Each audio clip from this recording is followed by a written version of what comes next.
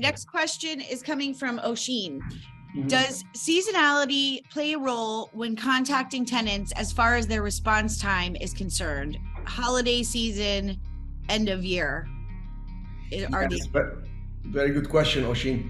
So what happens is I've noticed through the years that usually it just stays strong and steady from the first 8, 9 months of the year that the tenants are now they do meetings, what we're gonna do next year, how we're gonna position ourselves, do we grow, do we get rid of some locations, do we want to look at malls, want to look at standalones, how many franchisees are talking to us about growing.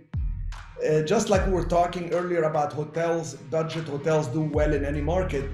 The quick service restaurants seem to do well in any market. COVID was the proof of that. So you have this potential growth in the first 8, 9 months of the year, kind of busier.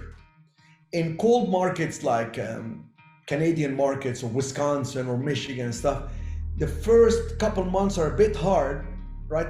Like December, November, December, January, February, a bit hard because it's so cold. They can't go look at locations, etc. And they're busy with the holidays and stuff.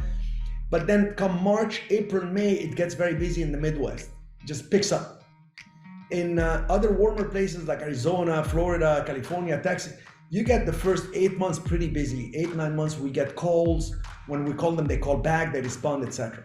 Lowest period I've noticed usually is like October, November, and then December is very, very difficult because from Thanksgiving to the end of the year, they're too busy with their stores being full, activities in the streets, sales, and they're not looking at new locations at that point.